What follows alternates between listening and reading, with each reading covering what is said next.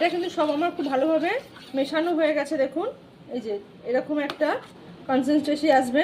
এবার এর মধ্যে দিয়ে দেবো অল্প পরিমাণে লবণ, স্বাদ অনুযায়ী লবণ,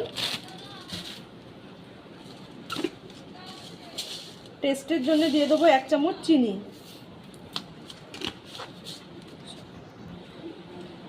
হাফ চামচ বেকিং সোডা বা খাবার সোডাও দিতে পারেন। দেবো এর মধ্যে গ্রেট করা গাজর।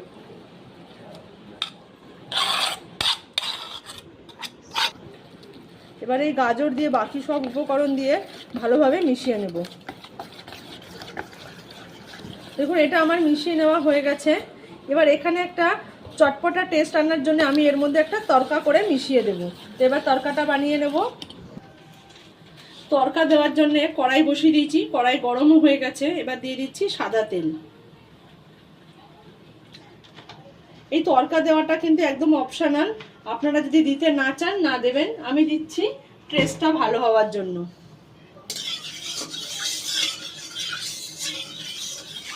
গরম তেল কিন্তু গরম হয়ে গেছে। এবার এর মধ্যে দিয়ে দেবো সর্ষে, কালো সর্ষে, কাঁচা লঙ্কা,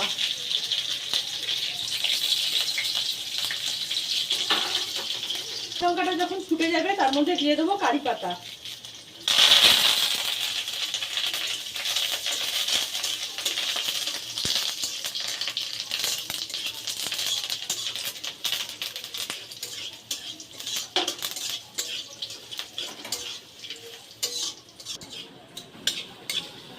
এবার এই তরকাটাই ঢেলে দেবো এই ব্যাটারের মধ্যে। আমি কিন্তু আবারও বলছি, আপনারা যদি তরকা দিতে না চান দেবেন না, এটা একদমই অপশনাল, কিন্তু দিলে টেস্টটা খুবই ভালো হবে। এবার এই তরকাটা দিয়ে ব্যাটারটার সাথে খুব ভালোভাবে মিশিয়ে নেব।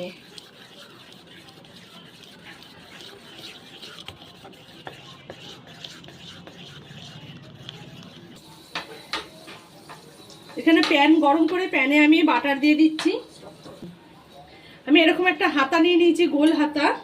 এবার এই হাতার সাহায্যে আমি এই দেখুন ব্যাটারটা কিন্তু এরকম থিকনেসের হবে। এবার এক হাতা করে আমি প্যানের মধ্যে দিয়ে দেবো। এখানে এক হাতা দিয়ে দিলাম। এবার যদি ছোট করতে চান এক হাতা দেবেন, একটু বড় করতে চাইলে 2 হাতা দেবেন। এবার এই 2 হাতা দিয়ে এভাবে একটু ছড়িয়ে দেবো, যতটা করতে চান ঠিক ততটা। আমি এরকমই করছি, বাস এই পর্যন্ত। এবার 1 মিনিটের জন্য এটা ওপর থেকে আমি ঢাকা দিয়ে দিচ্ছি। 1 মিনিট পর ঢাকাটা খুলছি। আর এটা কিন্তু যখন ঢাকা দিয়ে রাখবেন হিটটা কিন্তু লো করে দেবেন। আমি লো হিটে এটাকে ঢাকা দিয়ে রেখেছিলাম। এবার আমি ওপর থেকে দিয়ে দেবো ক্যাপসিকাম কুচি। আপনারা যেরকম শেপ পছন্দ করবেন সেই শেপে কেটে নেবেন। আমি কুচি কুচি করে কেটে নিয়েছি। দিয়ে দিচ্ছি পেঁয়াজ কুচি,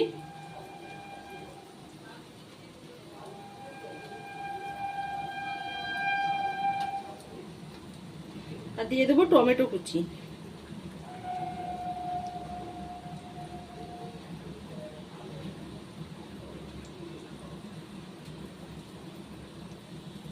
খুন্তিটা দিয়ে এগুলো একটু এর উপরে চেপে দেব। গ্যাসের ফ্লেমটা কিন্তু এখনো লো হিটেই আছে।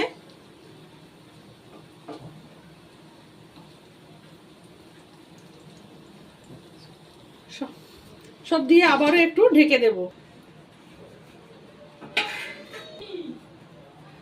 4-5 মিনিট লো হিটে রাখার পরে এবার ঢাকাটা খুলছি। দেখুন এটা কত সুন্দর কিন্তু ফুলেছে। এবার আমি গ্যাসের আগুনটা বাড়িয়ে দিচ্ছি আর নিচের পুরটাও একবার আপনাদের দেখিয়ে দিচ্ছি।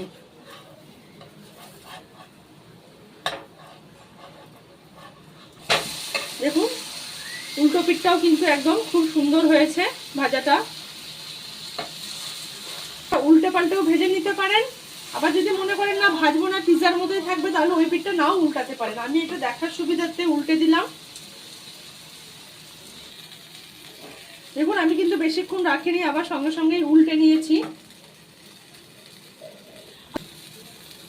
এবার আমি একটা চিজ ওপর থেকে গ্রেটারের সাহায্যে গ্রেট করে দিয়ে দেব।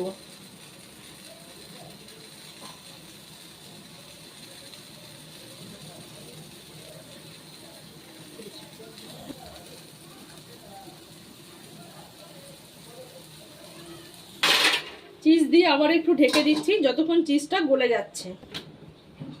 30 সেকেন্ড বাদে আবার ঢাকাটা খুলছি। এবার দেখুন চিজটা কিন্তু কত সুন্দর গলে পিৎজার উপর দেখুন পুরো পিৎজার মতো লাগছে, গলেও গেছে। এভাবে কিন্তু তৈরি হয়ে গেছে। এবার এটাকে আমি নামিয়ে নিচ্ছি। দেখুন এটা কিন্তু একদম চটজলদি ফাঁকিবাজি একটা পিৎজা তৈরি হয়ে গেছে। বাচ্চারাও কিন্তু খুশি হয়ে যাবে। এখানে কিন্তু আমি কোনো সস দিইনি। আপনারা চাইলে পিৎজা সস, টমেটো সস বা আপনি শেজওয়ান চাটনি দিয়েও সার্ভ করতে পারেন। এটাই কিন্তু খেতে খুব টেস্ট হয়। আমি এখানে আর কোনো সস ব্যবহার করব না। তো এভাবে একবার রেসিপিটা বানিয়ে দেখুন। আর প্লিজ চ্যানেলটা সাবস্ক্রাইব করুন, লাইক শেয়ার কমেন্ট করে পাশে থাকবেন। সবাইকে অনেক ধন্যবাদ।